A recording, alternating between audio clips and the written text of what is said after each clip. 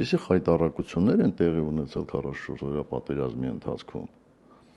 որ ինչքան էլ իրանք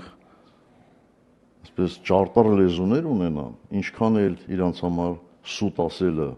սովորական երևույթ է, ուրիշներին վարկաբեկելը սովորական երևույթ է, մեկը չէին կարողանալու դրա տակից դուրս գալ։ Կամ էլ ուղղակի հանձնաժողովն էր դառնալու ծիծաղի առարկա, եթե գոնե այդ հազարավոր խնդիրներից գոնե մի քանի տասնյակից վերջ չաներ, էլի։ Դեք այս թեման